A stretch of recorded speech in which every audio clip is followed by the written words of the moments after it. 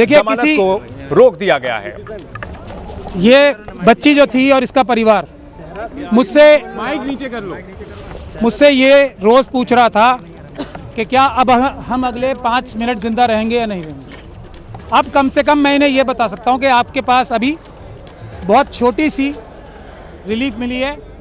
बिल्कुल हमें इसको विक्ट्री नहीं कहना चाहिए, मैं इसको विक्ट्री नहीं कह रहा हूँ, ये विक्ट्री नहीं है, ये एक छोटा सा सांस लेने का मौका विक्टिम और उसको परिवार को मिला है। इसके अलावा इस फैसले को मैं कुछ भी नहीं देख सकता, क्योंकि जो सीबीआई ने जो स्टैंड लिया है, जो हमें डर था वही किया उन्होंने। बहुत लिमिटेड पॉइंट पे स्टैंड लिया है उन्होंने, और जो हमारे सबसे मजबूत ग्राउंड थे उनको रेज ही नहीं किया, जो जजमेंट में भी मौजूद हैं। और अगर सीबीआई के पास तो हमारी रिटर्न सबमिशन भी मौजूद थी ना, जो हमने हाई कोर्ट में फाइल की थी, ना उन्होंने हमसे कंसल्ट किया ताकि हम उनकी पिटीशन बेहतर बनाने की कोशिश करते, ना उन्होंने हमें पार्टी बनाया, और कोशिश ये की कि हमें लास्ट मोमेंट तक उनकी जो एसएलपी फाइल है वो भी ना मिला। तब आज भी, लेकिन मैंने आपको पहले भी कहा है, इस बच्ची और इसके परिवार के खिलाफ इतने ज़्यादा अत्याचार हुए हैं, इतने ज़्यादा सबूत मौजूद हैं कि अगर इतनी सी भी बात की जाएगी ना, तो कोई भी जज, कोई भी अदालत इस बच्ची के ही पक्ष में फैसला देगी। और इसीलिए इस जजमेंट को हम क्रिटिसाइज़ कर रहे थे कि ये जो दिल्ली हाई कोर्ट की जजमेंट थी वो इतनी महान दयालुता जो दिखाई थी इस कॉन्विक्ट को, कुलदीप सिंह सेंगर को, जिसको मैं बोलता हूँ एप्स्टीन गैंग के मेंबर हैं, वो इंडियन एप्स्टीन गैंग के मेंबर हैं, उनके बहुत बड़ा गैंग भी है। और आज आप लोगों ने अंदर भी देख लिया होगा कि हम लोगों की संख्या इतनी सी थी उन लोगों की संख्या के आगे, और हमें दोनों तरफ से मुकाबला करना पड़ रहा था, इस तरफ से भी और उस तरफ से।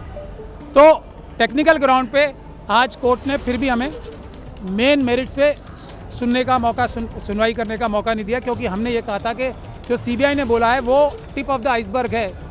हमारे पास अभी मेजर पोर्शन है जिसमें ये पब्लिक सर्वेंट की बात तो बहुत छोटी है ना, पब्लिक सर्वेंट के अलावा ये person in dominance in control है, क्योंकि इसी जजमेंट में लिखा हुआ है कि कुलदीप सिंह सेंगर साहब ने पंचायत होल्ड करके सबको बुलाया था अपने सामने और ये बोला था कि केस फाइल करो या ना करो ये मैं तय करूंगा। इस तरफ की बातें इसी जजमेंट में लिखी हुई। तो हमें ये भी बोलने का मौका नहीं मिला, हमें ये भी बोलने का मौका नहीं मिला कि जो दूसरा मेजर इशू है जिस वजह से ये सस्पेंशन दी गई थी, तो वो इसलिए दी गई थी कि सिर्फ 7 साल की मिनिमम सज़ा है। अब जब मिनिमम सज़ा इतनी है तो इसको छोड़ देना चाहिए। ये एक ग्राउंड था जो हम चैलेंज करेंगे भी, अभी क्रिटिसाइज़ भी करेंगे। तो मैक्सिमम पनिशमेंट देखी जाती है ना, ये कोर्ट, कोई भी हाई कोर्ट ये फैसला तभी दे सकती है जबकि वो डिटेल में फैसला दे कि इसमें मिनिमम पनिशमेंट से ज़्यादा दी नहीं जा सकती। हम ये भी नहीं बता पाए, मैं भी आपको 3-4 पॉइंट ही बता रहा हूँ। हम ये भी बताना चाहते थे कोर्ट को कि जो थ्रेट परसेप्शन की बात की है वो बिल्कुल परवर्स है। इस बच्ची के तो पिता को मारा गया, इस बच्ची के साथ गैंग रेप किया गया, इस बच्ची के वकील को मारा गया, इस बच्ची के मौसी चाची को मारा गया। उसके बाद भी जब अपील चल रही थी उस दौरान भी जब सिक्योरिटी विड्रॉ करा ली सेंट्रल गवर्नमेंट और स्टेट गवर्नमेंट के बड़े बड़े वकीलों ने यहाँ पेश होके, तब भी 2-2 FIR कराई। तो हम ये भी बताना चाहते थे कि ट्रायल जो हाई कोर्ट थी, honourable bench of high court जो थी, उसने ये भी कंसिडर नहीं किया कि जैसे ही सिक्योरिटी विड्रॉ हुई हमले शुरू हो गए।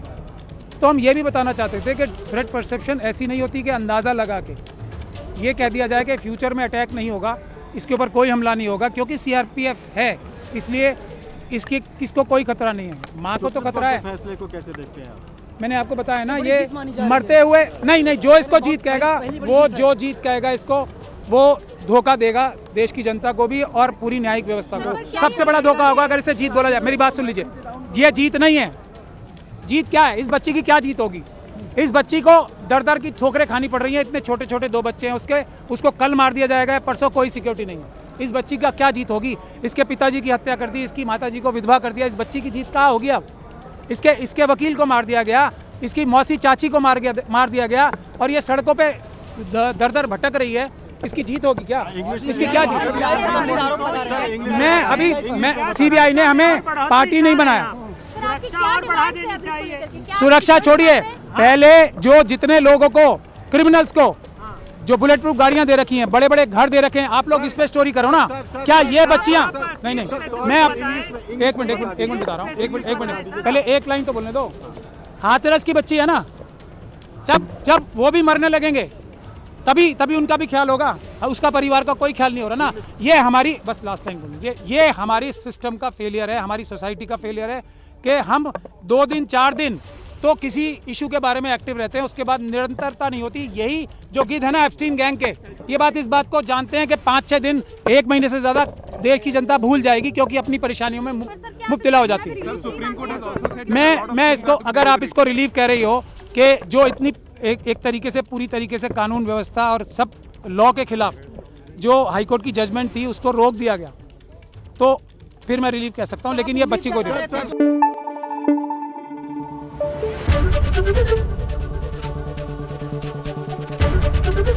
एबीपी न्यूज आपको रखे आगे।